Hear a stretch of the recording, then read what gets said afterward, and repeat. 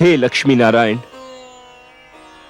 मैंने कयाधु को अपनी पुत्री मानकर यथाशक्ति उसकी सेवा की है, किंतु अब वह जिस अवस्था में है, उस अवस्था में कोई भी पुरुष, चाहे वह उसका पिता ही क्यों न हो, उसके पास नहीं रह सकता। हे सर्वेश्वर, मुझे आपकी सहायता चाहिए। अब केवल आप ही मेरी सहायता कर सकते हैं सर्वेश्वर।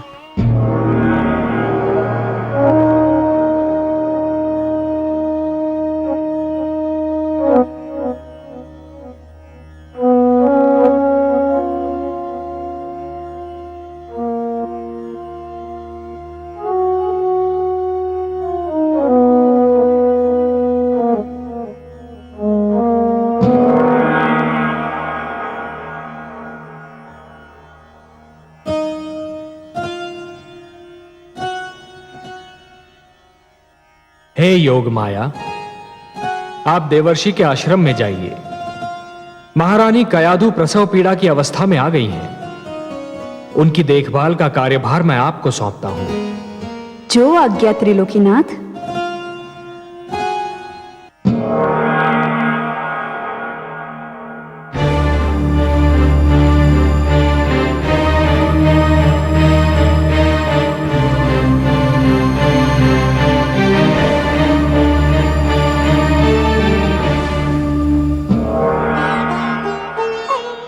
प्रणाम देवर्षि।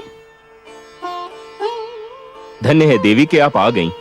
मेरे तो हाथ पांव फूल गए थे। आप चिंता न करें देवर्षि, मैं सब संभाल लूंगी। भगवान हिरण्यकशिपु की जय हो। तुमको हमारे आनंद में विघ्न डालने का साहस कैसे हुआ? कौन है ये मानव और कौन है ये स्त्री? भगवान, ये अपराधी हैं।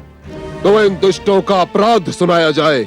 भगवान, हमने चारों ओर आपका यह आदेश पहुंचा दिया था कि अब कोई विष्णु का नाम नहीं लेगा। तो क्या इन्होंने विष्णु का नाम लिया? नहीं भगवान, इन्होंने तो उससे भी बड़ा पाप किया है। इन दोनों ने तो अपने इस नवजात पुत्र का नाम ही विष्णु रख दिया है। अपराध, जघन्य अपराध। कड़ा दंड मिलेगा इन्हें इस अपराध का, कड़ा दंड। दोस्ते क्या हैं भगवान? दो टुकड़े कर दीजिए इस शिशु के। जन्म लेते ही विष्णु का नाम पाने का इससे कम दंड क्या हो सकता है? विष्णु पुत्र समाप्ति का इससे बढ़कर शुभारंभ और क्या हो सकता है? नहीं। तुम्हारा सुझाव हमें सुंदर लगा स्वर भानु। इसे ऐसा आतंक फैलेगा जिसे विष्णु के नाम लेवा सदा के लिए समाप्त हो जाएंगे। दो टुकड़े कर दो इस शिशु के शरीर के, दो टुकड़े कर दो। नहीं, असुर राज, आप मेरे टुकड़े कर दीजिए, लेकिन मेरे बच्चे को कुछ मत कीजिए। मेरे बच्चे को कुछ मत कीजिए।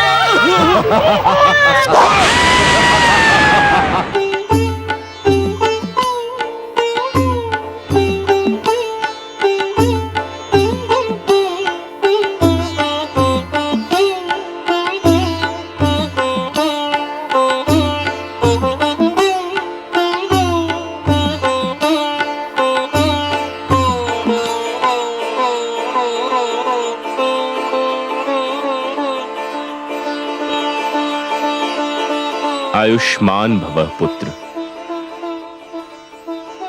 अपनी माता के गर्भ में मुझसे जो कुछ भी सुना था, सीखा था, वह स्मरण है कि भूल गए? ओम नमो भगवते वासुदेवाय। ओम नमो भगवते वासुदेवाय। बस बस पुत्र, मैं संतुष्ट हो गया। तुमने तो मेरा पूरा पाठ कंठस्थ कर लिया है। ध्यान रखना पुत्र, मैंने तुम्हें ईश्वर पर आस्था और विश्वास का मार्ग दिखाया है। यह विश्वास सृष्टि की महानतम शक्ति है। जो ईश्वर पर अडिग विश्वास रखता है, वह पर्वत से टकराए तो पर्वत झुक जाए, समुद्र से मिले तो समुद्र शांत हो जाए। सूर्य, चंद्रमा, नक्षत्र मंडल जिसकी ओर भी दृष्टि डाले, वही उसका दास हो जाए, सृष्टि का पूरा भेद ही उसकी मुट्ठी में आ जाए। कठिन को सरल और असंभव को संभव बनाना उसके बाएं हाथ का खेल होगा। पुत्र, इस मार्ग से कदापि नहीं हटना।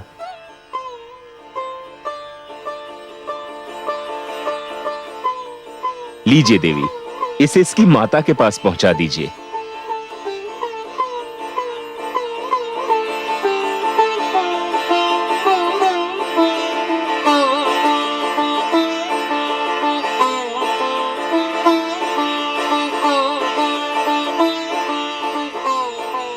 नारायण नारायण।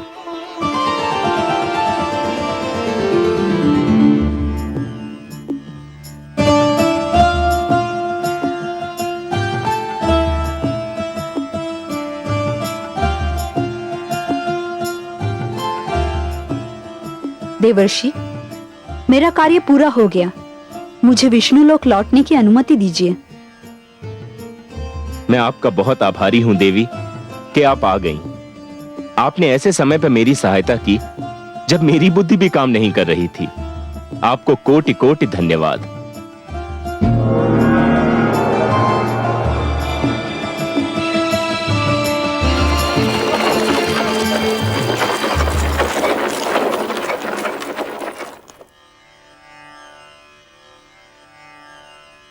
नारायण नारायण।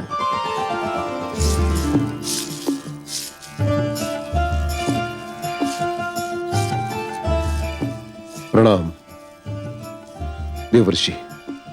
जब से मैंने सुना है कि मेरे पुत्र का जन्म हुआ है, मैं उसे देखने के लिए व्याकुल हूं। कैसा है मेरा पुत्र? स्वयं चलकर देख लीजिए।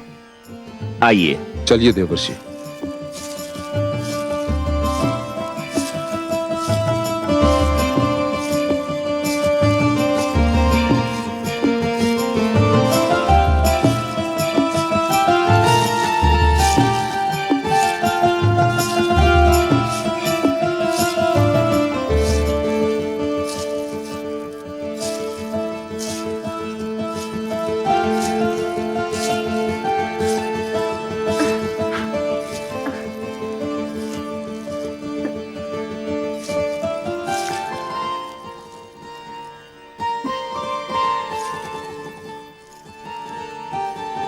कितना सुंदर है मेरा पुत्र,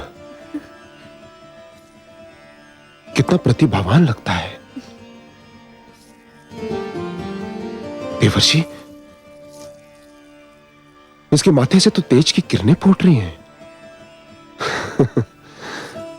कितनी मीठी है इसकी मुस्कान।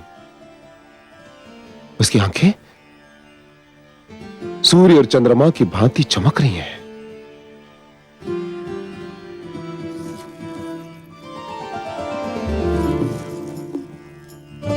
धन्यवाद महारानी। असुर वंश को इतना तेजस्वी पुत्र देने के लिए आपको कोटि कोटि धन्यवाद।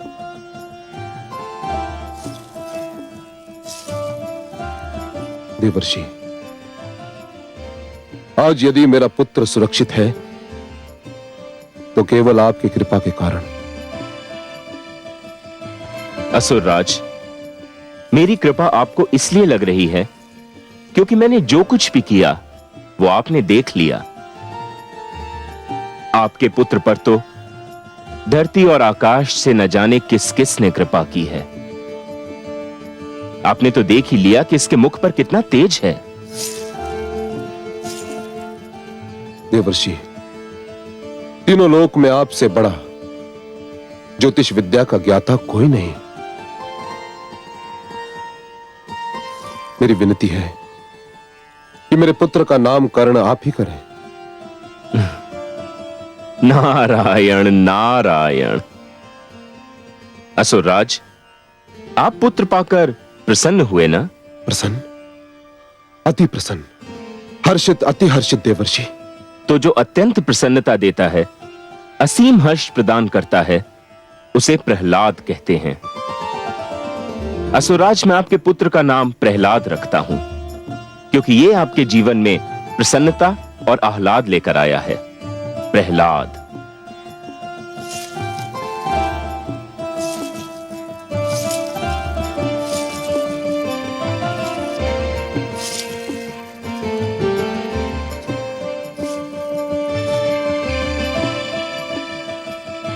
देवर्षि,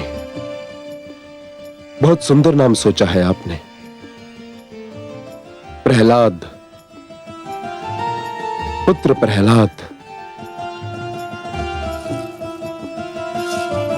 मेरा पुत्र प्रहलाद भगवान हिरण्यकशिपु का पुत्र प्रहलाद।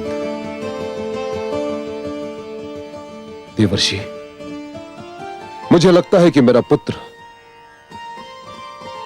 महानता में मुझसे भी आगे निकल जाएगा। हे असुरराज, मेरी ज्योतिष विद्या कहती है कि पहली बार आपके मुख से सत्य वचन निकला है। देवर्षि, मुझ में इतना साहस नहीं कि मैं आपसे कहूं कि आप मुझसे कुछ मांगे, किंतु यदि कोई इच्छा हो तो अवश्य व्यक्त कीजिए। सत्य असुरराज? सत्य, परम सत्य देवर्षि। आपकी किसी भी इच्छा की पूर्ति करके मुझे हर्ष होगा। मुझ जैसे सन्यासी की न तो कोई इच्छा होती है और न आवश्यकता, किंतु असुरराज, पुत्री कयाधु इतने दिनों तक मेरी इस कुटिया में रही कि पहली बार मुझे पुत्री मोह का अनुभव हुआ, और फिर आपके पुत्र प्रहलाद ने जन्म लेकर मेरी इस कुटिया को अपनी मधुर किलकारियों से भर दिया।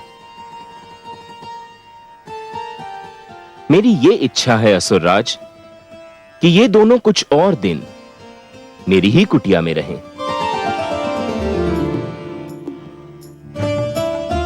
आपने तो मेरे मन की बात कह दी देवर्षि। मेरी भी इच्छा थी कि मैं और मेरा पुत्र आप ही के साथ रहें। मुझे तो देवर्षि की कुटिया स्वर्ग के समान लगती है। देवर्षि, मैं आपकी इच्छा की पूर्ति के लिए वचनबद्ध हूं। अपने पुत्र से दूर रहना मेरे लिए संभव नहीं, किंतु आपके उपकारों के आगे मैं नतमस्तक हूं। मैं पुत्र प्रहलाद और महारानी को यही छोड़ जाऊंगा, और आपको मुझे एक वचन देना होगा। कहिए असुरराज, क्या चाहते हैं आप? देवर्षि, मुझे विष्णु से घृणा है, अपार घृणा,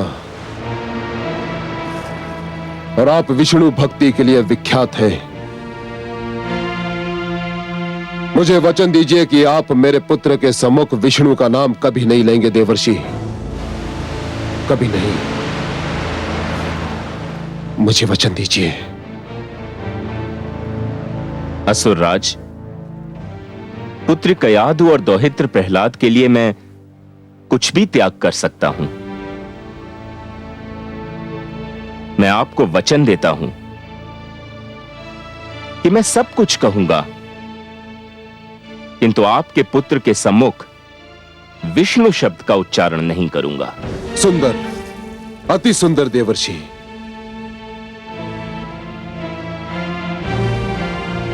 नारायण नारायण।